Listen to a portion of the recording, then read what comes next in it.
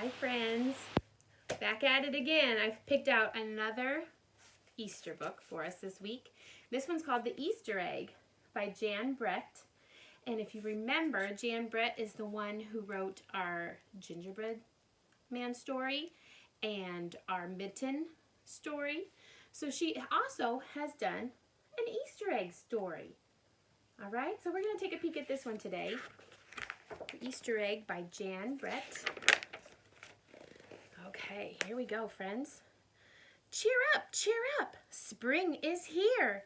Time to start on my first ever Easter egg, Hoppy said. Each year the bunny who decorated the winning egg got to help the Easter rabbit hide the eggs on Easter morning. Hoppy had been dreaming about being that bunny all year long. Now it was time to get started. Everywhere Hoppy looked, rabbits were working on dazzling eggs. I need an amazing idea, he thought. Hoppy spotted Flora Bunny planting spring wildflowers in her eggs. The Easter rabbit will love those colorful flowers, he thought, and started picking flowers for his egg. Here's a basket for your flowers, Hoppy, Flora said. See, they're putting the flowers inside of the eggs. Chop, chop, chop, scrape, scrape, scrape. Hoppy spied Buster Birch carving a magnificent wooden egg. I wish I had some wood for my egg, he wished out loud. Here you go, Hoppy, Buster Birch said, and he put a smooth round piece of wood in Hoppy's basket.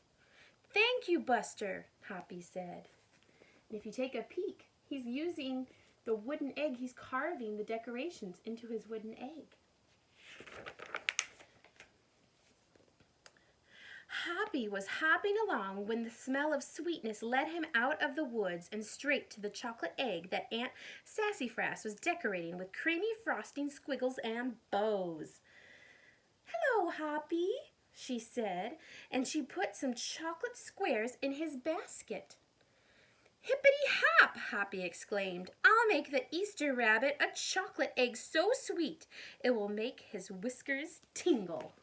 Ooh, I bet a lot of you would like a chocolate egg for Easter. Yum-o. Then Hoppy saw Granny Irene decorating one of her fabulous story eggs. First, she'd trace the design on the egg with a special tool. Then she dipped the egg in pots of yellow, green, orange, and red dye, adding to the design each time.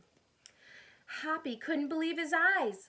I'll never make an egg that beautiful, he told Granny Irene.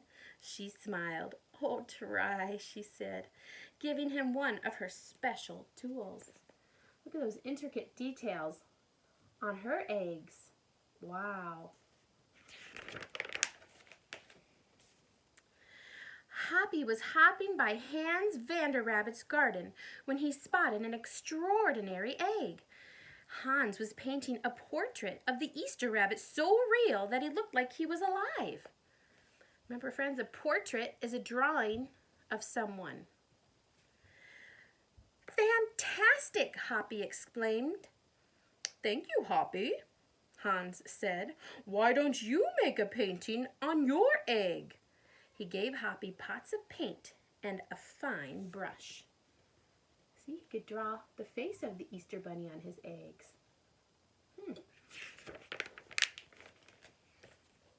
As Hoppy bounced along, a loud boing nearly knocked him off his feet. It was a whirling, twirling, mechanical egg. Whoa, said Hoppy. That's an unusual egg. Would you like to make one? Roberto asked. Hoppy tried hard, but the harder he tried, the more parts and pieces piled up around him.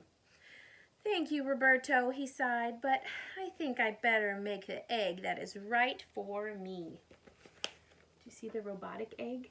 You could wind it up and it would start moving and play music. Hoppy doesn't think he can quite do that one yet.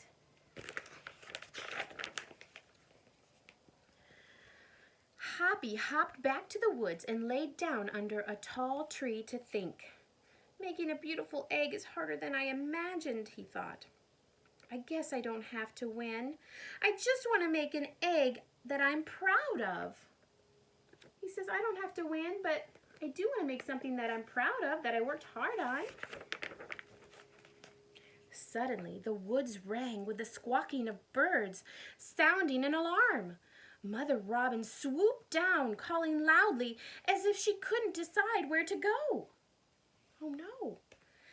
An egg had tumbled out of Mother Robin's nest. Inside the perfect blue egg was a baby robin that needed its mother to keep it warm until it hatched. Oh no, friends, look, there's the blue egg that fell out of the nest. Somebody must take care of it.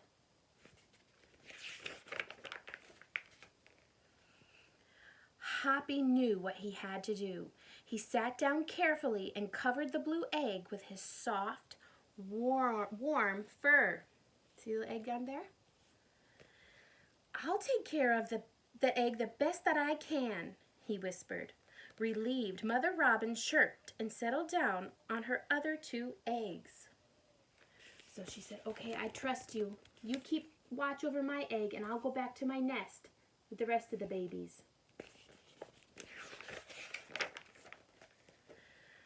Hoppy never left the robin's egg. If it was sunny and warm, he carefully turned the egg in its nest of moss. If it was rainy and cold, he kept the egg covered and dry. At night, wild animals passed by. Hoppy crouched down and stayed hidden in the ferns. Often he heard strange noises coming from above, but Hoppy didn't run away. He said, no matter what, I'm taking care of the robin's egg.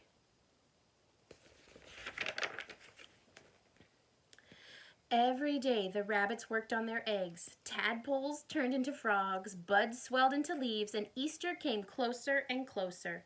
Finally, it was time for the rabbits to take their eggs to the glen. They had forgotten all about Hoppy, who was quietly sitting on the blue egg under the tall tree in the woods. All the other bunnies are going with their eggs.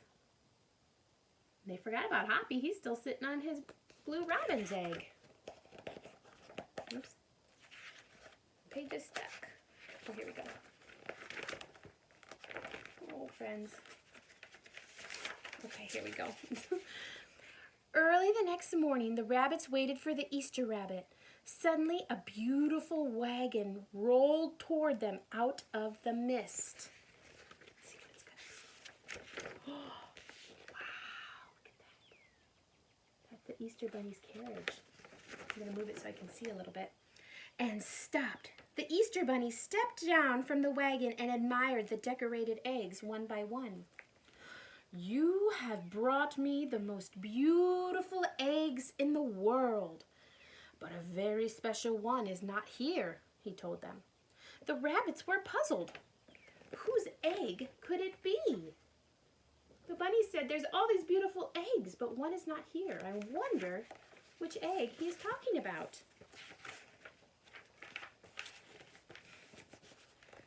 Fill my wagon with your wonderful eggs, he said. When I return, I will show it to you. And he disappeared into the woods. There he goes. All the other bunnies are putting their eggs under in his wagon, but he's headed off to the woods. He came back with Hoppy, looking scruffy and bedraggled. Hoppy has an amazing egg to be proud of, the Easter rabbit told them. He has kept Mother Robin's egg warm and safe until her baby bird hatched and she could take care of it. The Easter rabbit placed the empty blue shell in the place of honor atop the wagon. Now they were ready to go. He said that blue baby robin's egg is the best egg of all because he took care of the robin so well that the baby bird hatched out of the egg and is healthy with its mommy. The rabbits cheered for the egg that had surprised them all. It's our best Easter ever, Hoppy, they shouted. Then the brave little bunny and the Easter rabbit rode off together to hide the eggs for the girls and the boys to find on Easter morning. And that, my friends, is the end. So sometimes it's not about what you can do to make it look the best. It meant more about being a good friend and a kind friend and somebody that would be a helper. That's what mattered most to the Easter Bunny. And that's what matters most to your family and your friends right now, is to be the best you that you can be, no matter what. And I know you can do that every day. All right? I miss you and I love you, and I'll hope to see you soon. Bye.